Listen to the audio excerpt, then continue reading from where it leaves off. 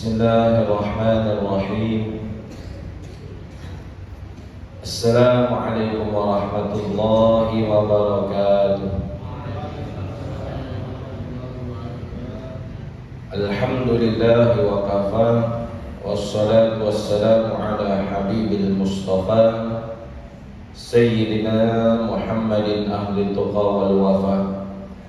Asyhadu an la ilaha illallah wahdahu la syarika lah, wa asyhadu anna Muhammadan abduhu wa rasuluhu la nabiyya ba'dah. Subhanaka la ilma lana illa ma 'allamtana innaka antal alimul hakim. Wala haula wala quwwata illa billahil aliyyil azim. Allahumma inna nas'aluka 'ilman nafi'an wa fahman jayyidan wa rizqan halalan thayyiban wa 'amalan mutaqabbalan. Allahumma faqihna fid din wa 'allimna ta'wil. Allahumma inna na'udzu bika min 'ilmin la yanfa' wa min qalbin la yakhsha' wa min nafsin la tashba' wa min 'amalin la yurfa' wa min du'a'in la yustajabu laha. Rabbana zidna 'ilma warzuqna fahma. Amin ya rabbal alamin. Amma ba'd. Para jamaah hadirin wal hadirat yang dimuliakan Allah Subhanahu wa taala, alhamdulillah kita sudah masuk pada malam 10 akhir di bulan Ramadan, di mana Allah Subhanahu wa taala menjanjikan kebebasan bagi setiap hambanya yang sungguh-sungguh dari api neraka jahanam. Maka 10 hari akhir selain disunnahkan, ditekankan untuk kita semua untuk memperbanyak doa, Allahumma innaka afun tuhibbul afwa fa'fu anna. Kita pun disunnahkan untuk memperbanyak doa, Allahumma a'tib riqabana, ya Allah bebaskanlah kami dari api neraka. Ramadan datang dan tidak terasa akan berakhir. Ramadan akan meninggalkan kita semua, dan hanya orang-orang yang istiqamah akan tetap menjaga eksistensinya meskipun Ramadan telah tiada.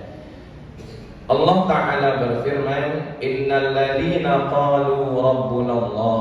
Sesungguhnya orang-orang yang berkata Tuhan kami adalah Allah. Tsumma istaqamu, kemudian istiqamah, konsisten. Tatanazzalu alaihimul malaikatu alla takhafu wa la tahzanu. Maka malaikat akan datang turun kepada mereka. Seraya malaikat mengabarkan, janganlah kalian takut, janganlah kalian bersedih. Wa abshiru bil jannati allati kuntum tu'adun. Dan bergembiralah dengan janji surga yang Allah Subhanahu wa taala berikan. Setelah Ramadan berakhir, tanda puasa kita diterima Allah, tanda Ramadan kita ini berbekas kebaikan adalah dengan menetapnya sifat-sifat baik, kebiasaan yang terpuji yang sudah kita bina selama bulan Ramadan. Baik rindu dengan berpuasa nanti, akhirnya memperbanyak puasa sunnah. Rindu dengan sholat tarawih, karena sudah tidak ada tarawih maka dia memperbanyak qiyamul lail. Tetap bersemangat untuk sedekah meskipun Ramadan telah tiada, dan membiasakan diri untuk menahan hawa nafsu dari segala sesuatu yang diharamkan Allah Subhanahu wa taala. Pada jamaah hadirin wal hadirat, pada 10 hari akhir ini, selain kita disunnahkan untuk memperbanyak ibadah, kita juga dianjurkan untuk memperbanyak ibadah tersebut dengan cara beriktikaf. Karena sebab iktikaf itu bisa melipat gandakan pahala. Diriwayatkan di dalam hadis oleh Imam At-Tabrani dalam kitabnya Al-Mu'jamul Awsat, bahwa Nabi sallallahu alaihi wasallam bersabda, "Wa man i'takafa yawman ibtigha'a wajhillahi 'azza wa jalla, ja'alallahu bainahu wa bainan nari thalathata khanari." Barang siapa yang beriktikaf sehari mengharap ridha Allah Subhanahu wa taala, maka Allah akan jadikan antara dirinya dan api neraka pemisah sejauh 3 parit jaraknya. Kullu khandakin ab'adu mimma bainal khafiqaini, dan antara parit tersebut jaraknya jauh seperti timur dan barat. Kemudian di dalam hadis yang diriwayatkan oleh Imam Baihaqi juga dijelaskan, man i'takafa 'ashran fi Ramadan kana ka hajjataini wa umrataini. Barang siapa yang beriktikaf pada 10 hari akhir Ramadan, maka dia seolah-olah seperti orang yang berhaji dan melaksanakan umrah, mendapatkan pahala seperti haji dan umrah. Yang dimaksud iktikaf 10 hari akhir ini adalah menggabungkan semua malamnya, bukan hanya memilih malam-malam ganjil saja, atau bukan juga istrikaf. Beda-beda tipis nih Bang, antara iktikaf dan istrikaf.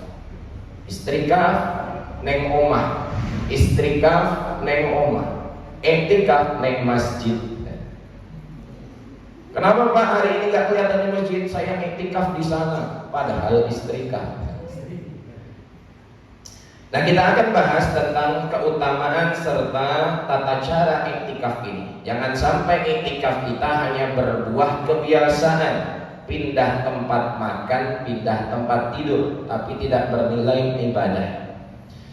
Ulama menjelaskan, iktikaf secara bahasa habsun nafsi 'anil tasarrufatil 'adiyah, menahan diri dari berbagai macam aktivitas rutin. Kita semua meninggalkan keluarga, pekerjaan, perdagangan, aktivitas-aktivitas rutin pada 10 akhir ini untuk apa? Lebih banyak berdiam diri di dalam masjid.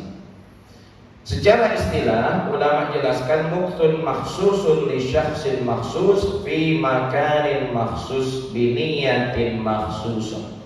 Iktikaf adalah berdiam diri dengan syarat ketentuannya bagi orang yang tertentu pada makan atau tempat yang dikhususkan dengan tujuan yang khusus pula. Jadi iktikaf ini ada beberapa syarat yang harus kita perhatikan. Tidak bisa sembarang iktikaf. Di antara syarat sahnya iktikaf itu ada 6. Yang pertama, niat. Berdasarkan keumuman hadis yang diriwayatkan oleh Imam Bukhari, innamal a'malu binniyat.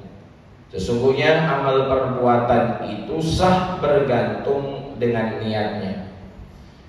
Apa yang membedakan ada orang masuk ke dalam masjid cuman dianggap tidur-tiduran, istirahat atau baring-baring sesaat, dengan ada orang yang masuk ke dalam masjid meskipun dia tidur-tiduran, istirahat sesaat dinilai sebagai iktikaf, dan itu adalah ibadah. Yang membedakan adalah niatnya. Mungkin kita yang bekerja di kantor, masjid musola dekat kantor, setelah sholat zuhur kita pun ngadem di dalam masjid, santai di dalam masjid. Begitu juga yang bekerja di pasar, dekat masjid di pasar, setelah sholat zuhur istirahat di masjid, tidur di masjid, tetapi menjadi ibadah sebab disertai niat iktikaf. Jadi ketahuilah bahwa iktikaf ini bukan hanya pada bulan Ramadan. Meskipun kesunahannya, penekanannya adalah pada bulan Ramadan dan 10 akhir Ramadan. Tetapi setiap saat, kapanpun, dimanapun ketika kita masuk ke dalam masjid, baik untuk sholat wajib ataupun sholat sunnah, kemudian hadir ke majelis ilmu atau sekedar duduk dan istirahat di dalam masjid saja, disunahkan untuk niat iktikaf. Jadi kita semua yang akan beriktikaf sekitar 7-6 malam ke depan, maka jangan lupa berniat masuk ke dalam masjid. Bagaimana cara niatnya? Cara niatnya ketika masuk ke dalam masjid, diam sesaat, sekadar tumakninah. Orang tumakninah di dalam sholat itu diam, tidak berubah posisinya. Maka ketika diam sekadar tumakninah atau sekadar bacaan subhanallah, baru dalam hati yang menghadirkan niat nawaitul i'tikaf fi hadzal masjid sunnatan lillahi ta'ala. Sengaja aku beriktikaf di masjid ini sunnah karena Allah Ta'ala. Kenapa disyaratkan dengan tumakninah? Karena ini bagian rukun iktikaf. Seperti halnya di dalam sholat, semua rukun sholat dikerjakan dengan baik, tetapi sholatnya tidak tumakninah, maka dianggap sholat tersebut tidak sah. Yang ketiga, iktikaf mesti dilakukan di masjid ataupun musola. Masjid dan musola istilah kita dengan istilah fikih tentulah berbeda. Di istilah kita masjid ya seperti ini, musola ya tidak ada sholat Jumat, itu pembedanya. Adapun di istilah fikih tidak dikenal sebagai musola, melainkan masjid jami' dan masjid saja. Masjid jami' seperti Al-Furqan, masjid jami' seperti Al-Yakin di depan BRI, masjid jami' seperti Al-Anwar di Teluk. Ada tulisan masjid jami' pada sebagian masjid yang masih gaya lama. Kenapa dikatakan jami'? Karena diambil dari kata jamaah, artinya berkumpul. Orang-orang berkumpul pada hari Jumat untuk melaksanakan sholat Jumat. Jadi masjid jami' itu imamnya ada, makmumnya ada, sholat maktubah 5 waktu diberlangsungkan di dalamnya, dan plus mengadakan sholat Jumat. Nah, kalau yang tidak ada sholat Jumat tapi fungsinya sama dengan masjid jami', namanya masjid saja. Sampai ke lidah kita musola, sampai ke lidah orang Melayu surau, sampai ke lidah orang Sumatera langgar, dan seterusnya. Sedangkan musola menurut fikih adalah satu ruangan, satu tempat. Katakanlah di rumah kita atau di dalam sebuah bangunan, tempat itu dikhususkan untuk sholat, atau biasa seseorang sholat di dalamnya. Di dalam kantor ada satu ruangan ditulis musola. Di dalam supermarket ada satu ruangan ditulis musola. Di dalam tokoh ada ruangan ditulis musola. Itu yang tidak sah iktikaf di dalamnya. Tapi kalau musola yang berbentuk masjid seperti kita pada umumnya, aktivitas kegiatannya sama, hanya saja yang membedakan tidak ada Jumatan, maka itu dikatakan masjid tapi bukan masjid jami' dan sah untuk beriktikaf di sana. Yang keempat, syarat sah iktikaf suci dari haid dan nifas. Jadi pada perempuan yang hadas besar tidak boleh memaksakan diri untuk tetap beriktikaf. Iktikaf sunnahnya bagi laki-laki dan kebolehan bagi perempuan. Kenapa boleh bagi perempuan? Karena di dalam hadis yang diriwayatkan oleh Imam Bukhari dijelaskan, kana ya'takiful ashral awakhir min Ramadan hatta tawaffahu Allah. Nabi Muhammad SAW beriktikaf pada 10 hari akhir Ramadan sehingga beliau diwafatkan oleh Allah. Tsumma takafa azwajuhu min ba'di. Setelah Nabi wafat, istri-istri beliau memberlangsungkan amalan itu, melanjutkan. Istri-istri Nabi pun beriktikaf.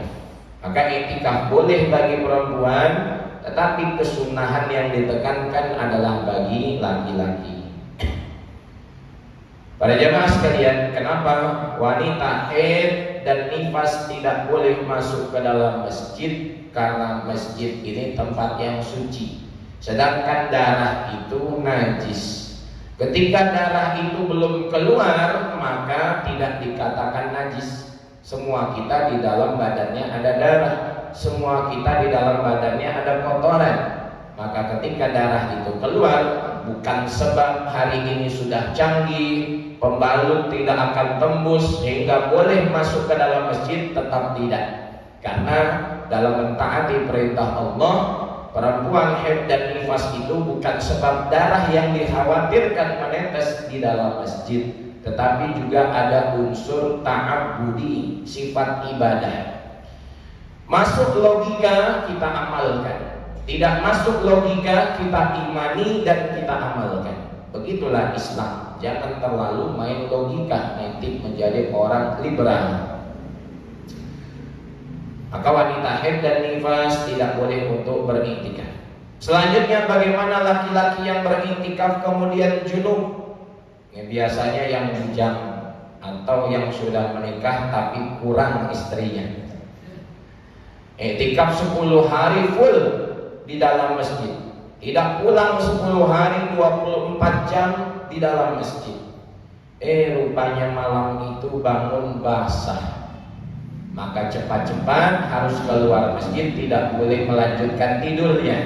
Kenapa? Dalam keadaan hadas besar. Keluar masjid, ambil perlengkapannya, mandi wajib, kemudian kembali. Selanjutnya orang yang berakal. Jadi iktikaf minimal syarat sahnya apabila seseorang itu sudah berakal. Maksudnya berakal adalah anak-anak yang sudah sampai batasan tamyiz. Anak-anak yang sudah bisa makan sendiri, minum sendiri, ngurusin keperluannya sendiri. Kalau orang tua mengajak mereka iktikaf, silakan. Dibimbing, dibantu niatnya, maka sah. Tapi anak-anak yang masih perlu bantuan orang tua, bayi umur 8 bulan dibawa iktikaf tidak perlu. Bayi umur 11 bulan dibawa iktikaf, anak umur 3 tahun dibawa iktikaf, itu belum perlu. Ustaz, kalau ditinggal di rumah gak ada yang ngurus. Nah, inilah yang harus dipahami oleh kaum wanita. Mengurus anak itu wajib, iktikaf sunnah. Jangan sampai mengabaikan anak sebab ingin beriktikaf. Nanti ada pembahasan di mana wanita tetap diperbolehkan iktikaf meskipun di dalam rumahnya. Dan yang terakhir adalah syarat sah iktikaf Islam. Baik, para jamaah hadirin wal hadirat yang dimuliakan Allah Ta'ala, ada beberapa hukum iktikaf yang perlu kita ketahui. Yang pertama, hukum iktikaf adalah wajib idza nazarahu. Kalau seseorang itu punya nazar, ya Allah, kalau aku bisa hatam Al-Quran sebelum 10 hari akhir Ramadan, maka aku bernazar untuk iktikaf. Tercapai keinginan itu, wajib tunaikan nazarnya. Ya Allah, kalau aku sembuh penyakit dan bisa sampai 20 Ramadan terus bolak-balik masjid, maka aku bernazar untuk iktikaf. Ya Allah, kalau aku kuat berpuasa Ramadan sampai 10 hari akhir, maka aku bernazar untuk iktikaf. Maka tertunaikan nazarnya, wajib dia melaksanakan iktikaf. Yang kedua adalah iktikaf itu sunnah, wa huwal aslu fihi, dan ini hukum asal iktikaf. Sunnah sepanjang tahun iktikaf, tidak ada pengecualian, tetapi penekanannya adalah 10 hari akhir Ramadan. Jadi nanti setelah Ramadan ini berakhir, jamaah Masjid Al-Huda ingin mengadakan iktikaf sebulan sekali pada malam Jumat atau pada malam Sabtu, malam Minggu, apapun malamnya diperbolehkan. Misal kalau mau mengadakan seperti itu, atau bahasa anak sekarang bukan iktikaf tapi mabit. Karena iktikaf tidak mesti bermalam di dalam masjid, tetapi mabit pasti bermalam di dalam masjid. Bata yabitu artinya bermalam. Jadi iktikaf boleh-boleh saja, sunnah pada waktu kapanpun. Yang ketiga, makruh hukumnya beriktikaf bagi perempuan yang mempunyai penampilan menarik meskipun aman dari fitnah. Gadis-gadis nggak perlu iktikaf di masjid, iktikaf di rumah saja cukup. Ibu-ibu yang punya penampilan menarik, iktikaf di rumah saja cukup. Jangan sampai iktikaf di masjid buat bapak-bapak error. Siapa tadi yang kerudung pink itu ya? Akhirnya ambil tidur, kepikiran si bujang ini, bangun mimpi basah. Jadi lebih baik iktikaf di rumahnya saja. Tapi kalau perempuan itu sudahlah cantik, lantas iktikaf dia tidak menutup dirinya, nampak wajah itu, kan wajah bisa menjadi wajib untuk ditutup ketika mendatangkan fitnah. Maka haram hukumnya bagi perempuan untuk beriktikaf. Jangankan masalah iktikaf, masalah ibadah haji saja. Perempuan cantik ini kalau dia melaksanakan haji, orang-orang di pesawat nanti nggak fokus, nimbul fitnah, takut diperkosa dan lainnya, maka nggak boleh dia berangkat haji kecuali dengan mahramnya. Padahal haji rukun Islam wajib bila mampu, apalagi iktikaf yang hukumnya sampai ke derajat sunnah tidaklah wajib. Baik, para jemaah sekalian, hadirin wal hadirat yang dimuliakan Allah, selanjutnya adalah di antara adab-adab yang harus kita perhatikan di dalam iktikaf. Adab-adab yang harus kita perhatikan di dalam iktikaf, yang pertama, masuk ke dalam masjid jangan lupa dahulukan kaki kanan, keluar kaki kiri. Ini nampaknya simpel mudah, tapi banyak kita yang tidak mengamalkannya. Banyak kita yang setiap hari sering bolak-balik masjid tetapi asal masuk saja. Padahal di dalam mengikuti sunnah Nabi tersebut ada kejayaan, ada kemuliaan. Rasulullah bersabda, "Kana Nabi sallallahu alaihi wasallam yuhibbut tayammum." Dikatakan oleh sahabat Nabi bahwa Rasulullah itu suka mendahulukan yang kanan. Baik ketika berjalan, pakai sendal, pakai baju, menyisir, dan dalam setiap keadaan yang baik-baik. Maka Imam Nawawi jelaskan, hada min babit takrim. Ini termasuk dari bab memuliakan. Segala sesuatu yang baik kita awali dengan sebelah kanan. Masuk masjid kaki kanan, keluar kaki kiri. Masuk rumah kaki kanan, keluar kaki kiri. Masuk majelis ilmu kaki kanan, keluar kaki kiri, seterusnya. Pakai pakaian tangan kanan dulu, pakai celana kaki kanan terlebih dahulu. Maka segala sesuatu yang baik dimulai dengan sebelah kanan. Mau pilih rumah yang kanan atau rumah yang kiri? Yang kanan dulu. Yang paham-paham, yang tidak-tidak. Baik. Setelah itu bisa jadi dengan sebab kita istiqomah, cuman masuk kaki kanan, masuk masjid kaki kanan, keluar kaki kiri. Cuman itu saja kalau kita istiqomah, maka bisa jadi itulah amal yang diterima oleh Allah Ta'ala dibandingkan tahajud kita yang kurang ikhlas, dibandingkan sedekah kita yang masih ada sifat riya, ingin dipuji, ingin dimuliakan orang lain, dibandingkan dari ibadah kita yang masih salah niatnya. Kita tidak tahu amal mana yang diterima Allah, apakah yang besar atau yang kecil, yang remeh. Imam Al-Ghazali rahimahullahu ta'ala, pernah satu ulama bermimpi melihat Imam Ghazali di dalam mimpinya. Kemudian ulama tersebut bertanya, "Ya Ghazali, apa yang Allah Ta'ala lakukan padamu?" "Sesungguhnya Allah Subhanahu wa Ta'ala memuliakanku," kata Imam Ghazali.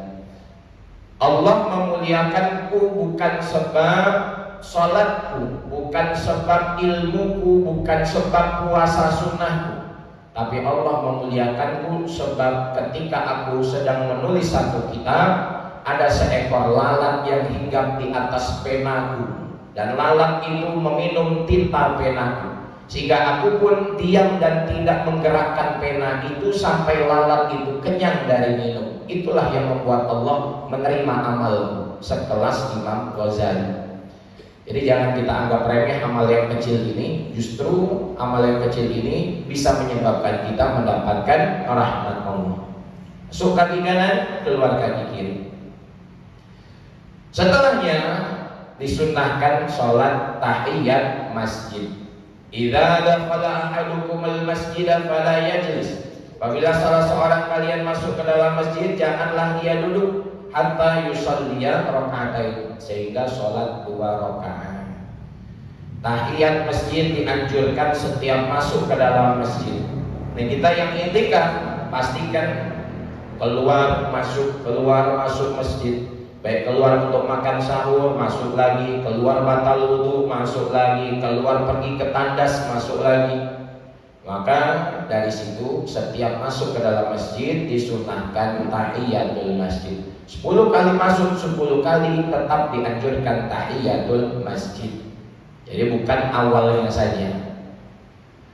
Nah, apabila seseorang itu tidak sempat melaksanakan tahiyat masjid, contoh tadi tinggal 50 detik sudah mau qomat, nggak sempat tahiyat masjid, maka ganti dengan bacaan subhanallah walhamdulillah wala ilaha illallah wallahu akbar, dan pahalanya seperti melaksanakan tahiyat masjid bagi orang yang tidak sempat itu.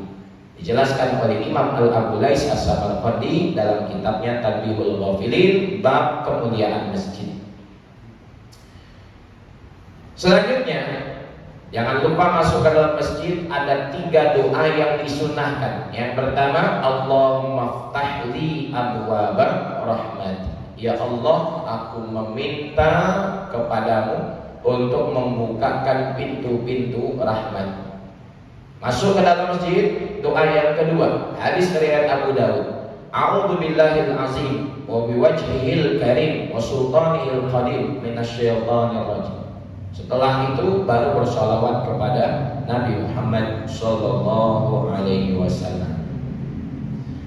Kemudian tidak membuang sampah sembarangan di dalam masjid, tidak meludah di dalam masjid, tidak melakukan akad jual beli di dalam masjid. Akad jual beli offline ataupun online. Mungkin yang offline tidak, tapi yang online bisa jadi. Lagi di masjid, lihat di handphone, oh ini kan tanggal 12. Tuh ini diskon ini, gratis ongkir ini. Akhirnya cari sibuk di masjid, bukan iktikaf tapi main handphone. Nah, kira-kira kita kalau di depan bos, di depan atasan, bos atasan lagi ngomong berani tidak main handphone? Iya pak, iya pak. Itu alamat kerja kita sudah tidak akan lama. Bos di depan kita, atasan di depan kita berani tidak kita naikkan kaki ke atas meja? Pasti tidak. Apalagi ini rumah Allah, tempat yang terbaik di muka bumi. Kata Nabi SAW, ahabbul bilad ilallahi masajiduha. Sebaik-baik tempat yang paling dicintai Allah di muka bumi ini adalah masjid. Hadis riwayat Muslim. Nah, kita jaga, jangan sampai dalam masjid masih berani untuk buka media sosial. Akhirnya di Instagram itu kelihatan wanita buka aurat, akhirnya di Facebook itu kelihatan yang tidak halal dan seterusnya. Padahal di dalam masjid. Ini biasanya bujang-bujang, baik bujang tanggung atau bujang lapuk. Maaf. Jangan sampai kita buka di handphone media sosial Instagram. Itulah sebabnya tadi di awal-awal ditekankan, iktikaf ini kan ibadah.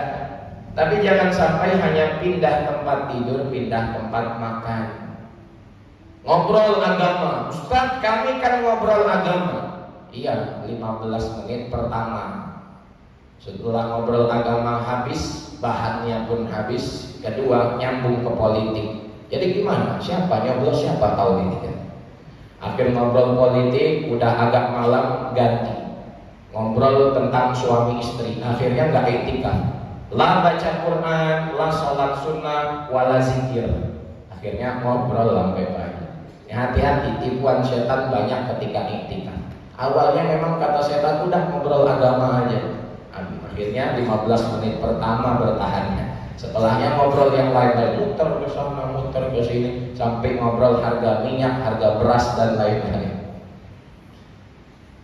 Man kana yu'minu billah wal yaumil akhir falyaqul khairan aw liyasmut. Barang siapa yang beriman kepada Allah dan hari akhir, hendaklah dia berkata yang baik atau lebih baik diam. Jadi Imam Ahmad bin Hanbal itu beliau tuh sangat jarang ngobrol, kecuali yang keluar dari mulutnya Al-Quran, hadis atau perkataan yang baik. Ingat bahwa setiap perkataan kita akan dipertanggungjawabkan di hadapan Allah, baik yang keluar dari lisan atau yang kita tulis melalui media sosial, menghujat A, B, C, D, komen negatif dan lain sebagainya. Jangan, hindari. Kita ke masjid untuk iktikaf ini tujuannya mendekatkan diri kepada Allah, meninggalkan rutinitas aktivitas dunia. Sampai masjid kok dunianya masih dibawa dengan segenggam handphone plus kuota datanya. Akhirnya capek. Dari rumah ke masjid untuk menghindari dunia, dari tokoh ke masjid untuk menangguhkan aktivitas dunia, sampai masjid malah dunianya dibawa. Jadi bapak-bapak, ibu-ibu yang dimuliakan Allah Ta'ala, orang yang pakai handphone ini harus orang cerdas. Maka anak-anak kita jangan sampai dia keracunan handphone. Anak-anak sekarang ini memang kelihatannya baik, tidak main di depan rumahnya seperti kita dulu. Main di depan rumah, main kelereng, main yoyo, main sepeda. Tapi anak-anak sekarang main di dalam rumahnya dengan gadget dan game online mereka. Dan itu salah satu penyebab kehancuran akhlak. Walaupun main game, sekarang game pun ada iklan-iklan yang tidak baik. Walaupun iklan kartun, tapi nampaknya terbuka aurat. Hati-hati. Selanjutnya adalah ketika di dalam masjid beriktikaf, kemudian setelah mengamalkan ibadah, banyak zikir, banyak baca Quran, banyak sholat sunnah, capek, boleh tidur. Dan cara tidur di masjid ini, yang pertama, kosongkan saf pertama dan kedua. Saf pertama, saf kedua jangan dipakai untuk tidur, karena untuk digunakan orang-orang yang baca Quran, untuk digunakan orang-orang yang qiyamul lail, sholat sunnah. Jadi yang belum mau tidur bisa baca Quran di saf pertama, saf kedua. Yang mau memperbanyak sholat sunnah silakan di depan, jangan sampai di tengah-tengah sehingga terganggu sebab orang yang lewat. Nah, maka dikosongkan saf pertama atau saf pertama dan kedua, mengikuti luasnya masjid dan banyaknya peserta iktikaf. Kemudian tidur seperti jenazah berbaring, yaitu menghadap ke arah kiblat dengan meletakkan lambung kanannya di bawah lantai. Tidur dalam keadaan miring. Nggak boleh kita tidur dalam keadaan tengkurap, itu makruh hukumnya. Tidur dalam keadaan miring ke posisi sebelah kanan, kemudian tangan kanan di bawah pipi kanan. Dan ini cara tidur kekasih tercinta Nabi Muhammad Sallallahu Alaihi Wasallam. Nanti kalau udah tidur, udah nggak sadar, tidurnya gaya bebas terserah. Yang penting diawali dengan miring dulu. Dan ingat, karena kita tidur di masjid, rumah Allah, tidur di tempat umum, maka jagalah aurat itu. Laki-laki, laki-laki semua isinya Ustaz, walaupun sama-sama laki-laki. Sesama laki-laki pun ada batasan aurat. Di mana batasan aurat sesama lelaki? Bainar rukbah wasurah, antara pusar dan dengkul. Jangan iktikaf di masjid pakai celana boxer. Ini banyak yang buka aurat, anak-anak bujang di tepi jalan, naik motor dengan temennya, udahlah pakai boxer, naik motor, tambah ngangkat celananya, udah itu kulitnya hitam. Ini masalah bukan nafsu atau tidak nafsu, tapi aurat. Masalah mentaati perintah Allah. Jadi jamaah sekalian, tutup di bawah dengkul, tetap pakai celana panjang. Jangan tidurnya pakai sarung. Nanti udah gaya bebas, angkat sarungnya. Celana panjang di bawah dengkul, di atas pusar. Dan ini termasuk perkara yang penting yang banyak diabaikan hari ini. masjid pakai baju koko, pakai sarung, ke masjid pakai jubah. Nyuci mobil, nyuci motor depan rumahnya pakai celana boxer telanjang dada. Lagi ngapain Pak Haji? Nyuci mobil. Ustaz, kan dada bukan aurat. Dada bukan aurat di depan mahram, depan istri, depan ibu, depan kakak, adik, gak masalah. Tapi di depan ibu-ibu yang mau pergi ke warung, dada itu aurat. Jangan sampai, Ustaz saya udah tua, ibu-ibu juga melihat saya gak nafsu. Walaupun ini bukan masalah nafsu dan tidak. Depan rumah kita tetap jaga aurat. Cuci mobil boleh, cuci motor silahkan. Jangan telanjang dada, jangan cuma pakai boxer. Nah ini yang harus kita perhatikan. Karena laki-laki pun ada batasan aurat dengan sesama laki-laki. Kalau dengan perempuan yang gak halal, seluruh tubuh laki-laki ini aurat, kecuali apa yang biasa kelihatan. Yang kelihatan biasa apa ya? Tangan, kepala, kaki, betis ke bawah. Baik. Nah, tidur di dalam masjid, menghadap ke sebelah kanan, menghadap ke arah kiblat.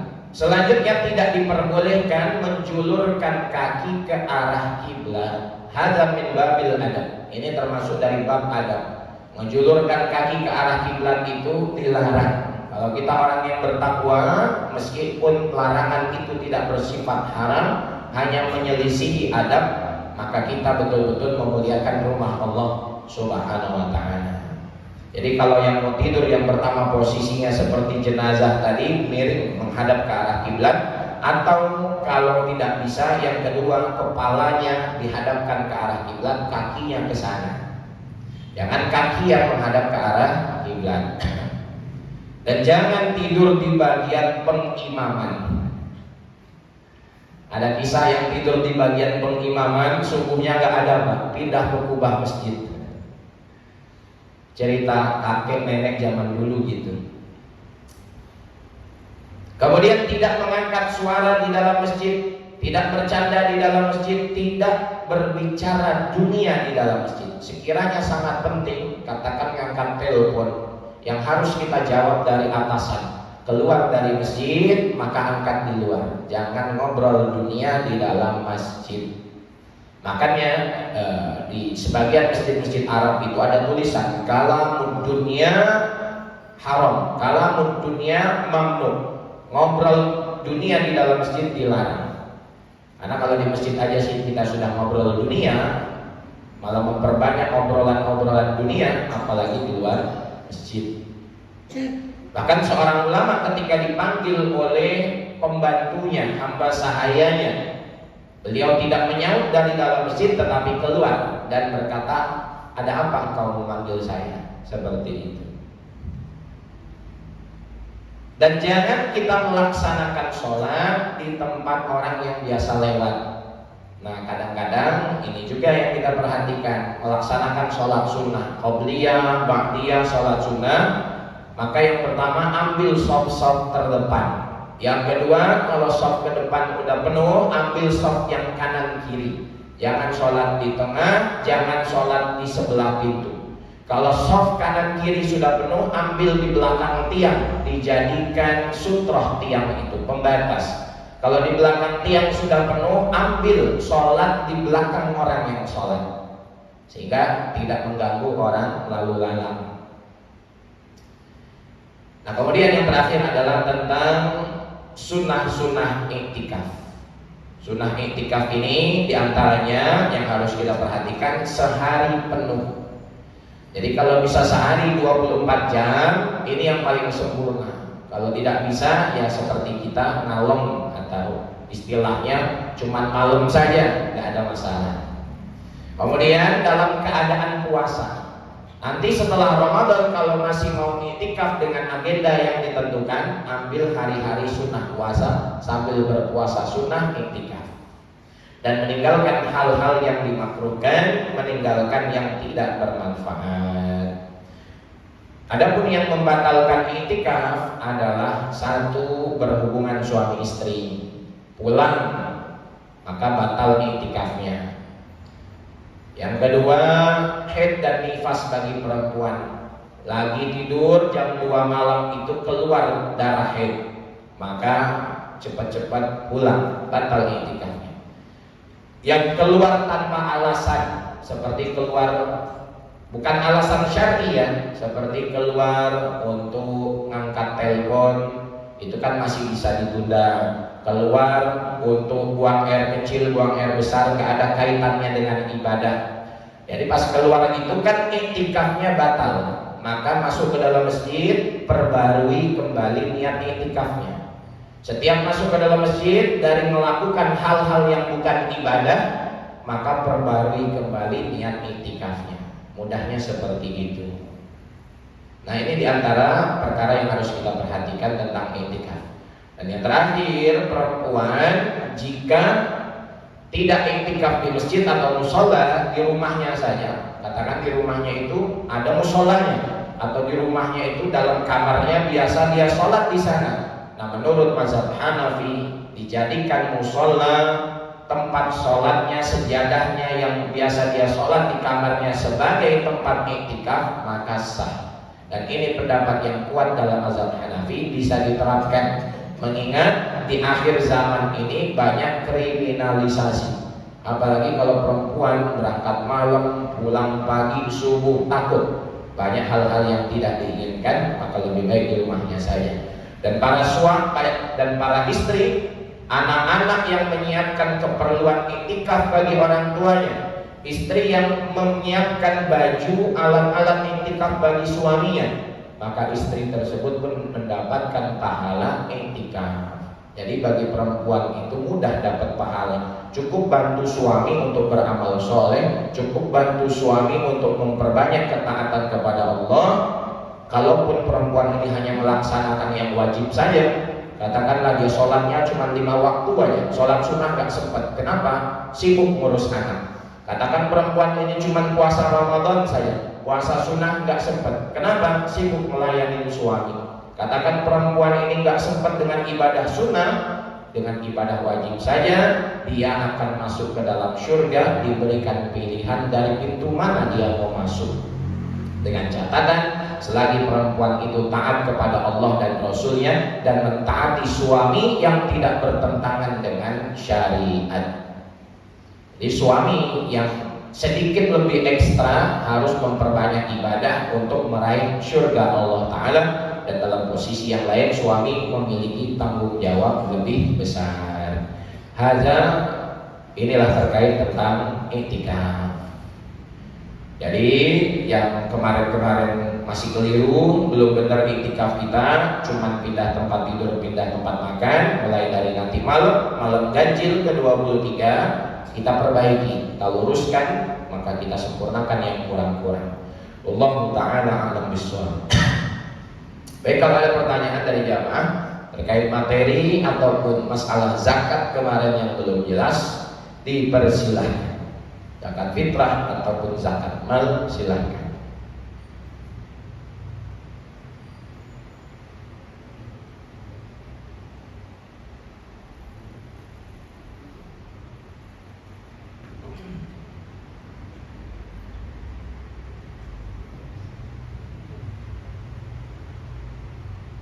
Di sini ada yang kena zakat mal apa?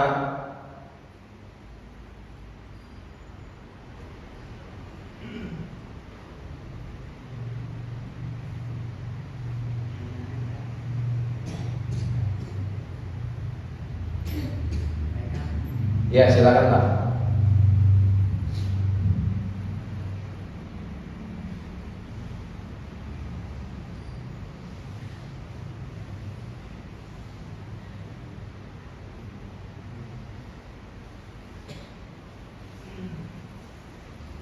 Gimana cara ngitung zakat mal? Ngitung zakat mal mudah. Ada 2 syarat yang menyebabkan seseorang itu wajib mengeluarkan zakat mal. Syarat pertama, dia adalah uang yang disimpan. Ada tabungan di ATM, sudah sampai 1 tahun menurut hitungan Islam, bukan kalender Masehi. Katakan di ATM itu ada uang kita tabung dari bulan Ramadan tahun lalu, Ini sudah masuk Ramadan, maka sudah 1 tahun. Yang kedua, jumlah minimalnya yang terkena kewajiban zakat adalah 85 gram. Ada yang mengatakan 84, ada yang 77 sekian. Yang berbeda pendapat di antara ulama. Mau ngambil yang 77 silahkan, mau ngambil yang 84 silahkan. Apabila sudah sampai harta itu 84 gram menurut jumlah harga emas. Kalau emas sekarang segram 1 juta, berarti 84 juta. Rupanya uang di ATM tabungan itu 100 juta. Sudah ngendap, sudah disimpan setahun. Bukan uang modal usaha keluar masuk. Memang betul-betul uang tabungan. Maka sudah terpenuhi 2 syarat itu, wajib dikeluarkan zakat malnya tiap tahun. Berapa? 2,5%. Nah rupanya dari 100 juta itu pada bulan ke-8 atau bulan ke-9 kita beli emas. Kita beli emas 50 juta. Sisanya berapa? Sisanya 50 juta. Maka yang 50 juta itu tidak terkena zakat. Tapi ini bukan ngakal-ngakalin. Nanti udah bulan 9 ini kena zakat nih uang saya, beliin emas aja lah.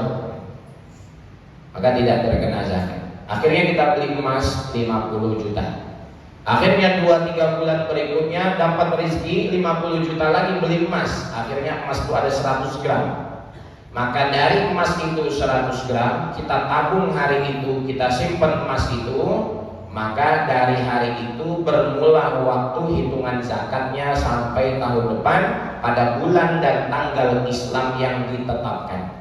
Bulan tanggal Islam yang sama kapan kita memulai menyimpan uang ataupun emas yang melebihi kadar 85 gram, 84 gram dan seterusnya, maka pada bulan dan tanggal yang sama itu di tahun depan kewajiban zakat bagi kita.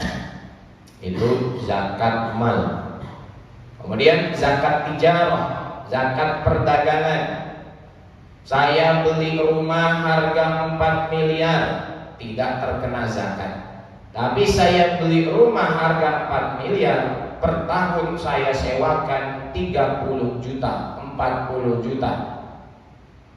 Dan per bulan saya sewakan 30 juta, 40 juta, 1 tahun diakumulasi, maka kena zakat. Saya punya mobil harga 2 miliar, tidak kena zakat. Tapi saya punya mobil direntalkan, keuntungannya dalam setahun diakumulasi, nanti kena zakat. Jadi seperti itu. Itu juga kita yang dagang. Ini kan kayaknya di depan kita nih banyak toko, ada pasar. Di akhir tahun, dari mulai kita dagang, katakan dagangnya bulan Sya'ban, maka nanti di akhir Sya'ban tahun depan diakumulasi berapa ada laba saat itu. Laba saat itu plus modal yang tersisa. Katakan dulu nenek saya dagang baju pakaian, laba yang ada pada akhir tahun itu 40 juta. Modal baju-baju yang belum laku sekitar 80 juta. Maka sudah terkena zakat tijarah, perdagangan.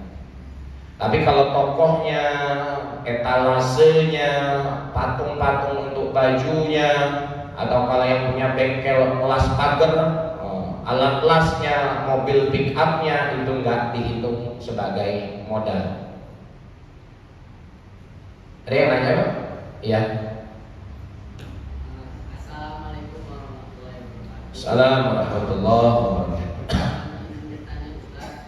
Apakah merekam kegiatan itikaf dan mempublisnya ke sebuah sosial media diperbolehkan atau tidak? Apakah merekam, membuat video tentang kebaikan amal soleh kemudian kita tunjukkan di media sosial boleh? Hukumnya boleh.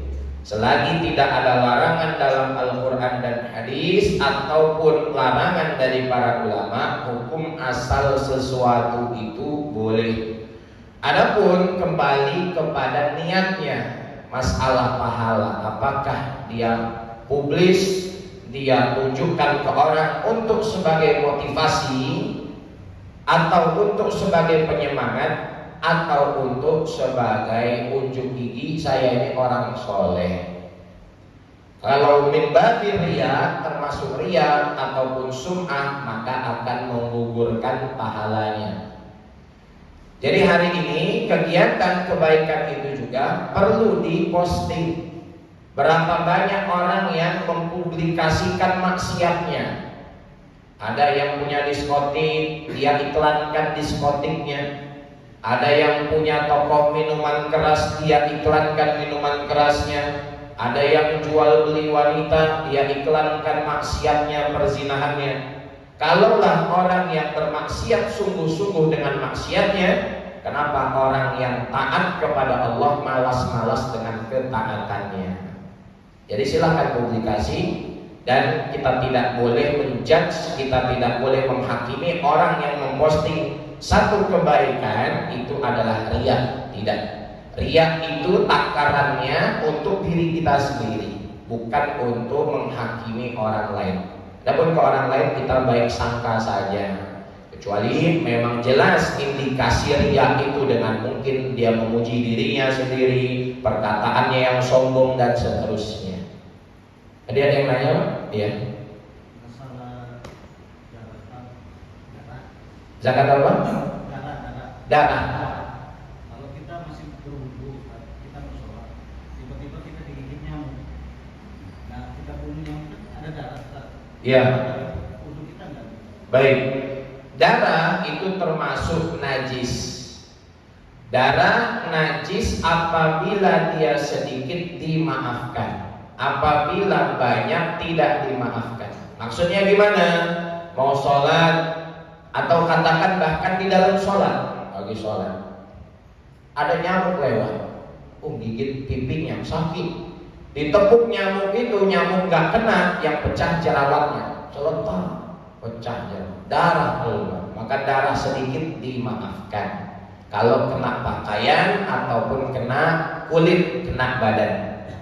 Untuk pakaian dan kulit ya, kalau dalam air nanti beda pembahasannya. Seperti itu. Masalah darah. Nah, hanya saja yang perlu kita perhatikan, nyamuk tadi kira-kira gigit siapa?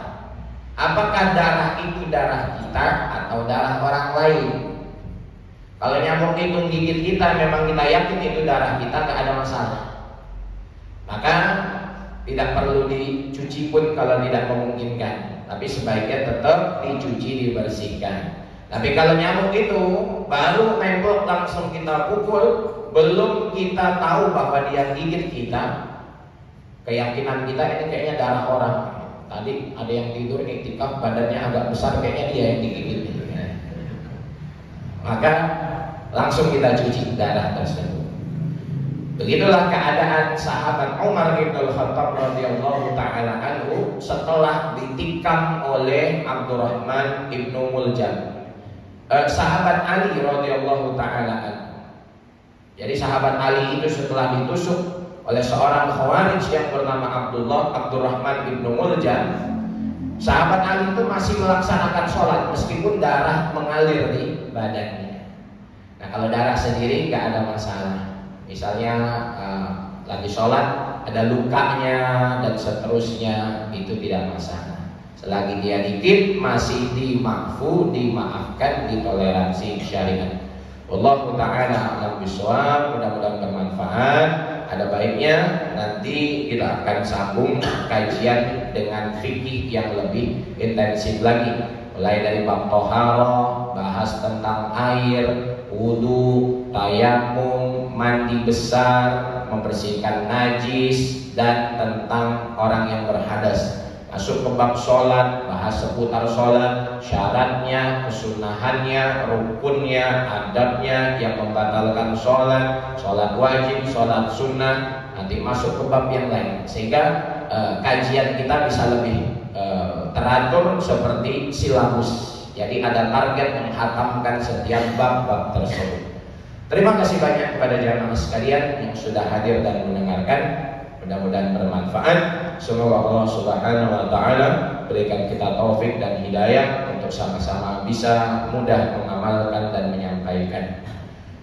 Mudah-mudahan kita semua tetap konsisten sampai akhir malam Idul Fitri nanti dengan beriktikaf, dengan menghidupkan malam iktikaf, banyak berzikir, ibadah sunnah, tilawat Quran dan seterusnya. Mudah-mudahan Allah Ta'ala berikan la'allakum tattaqun, ketakwaan itu dari sebab puasa kita yang dijalani saat ini, dan dijadikan betul-betul kita kepribadian muslim yang sejati. Amin ya rabbal alamin. Yang benar hanya datang daripada Allah.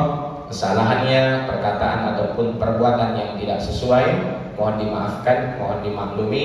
Jazakumullah khairan katsiran. Kita tutup. Subhanakallahumma bihamdika asyhadu an la ilaha illa anta astaghfiruka wa atubu ilaik. Wassallallahu ala sayyidina Muhammad wa ala alihi wa sahbihi wasallam. Wassalamu alaikum warahmatullahi wabarakatuh.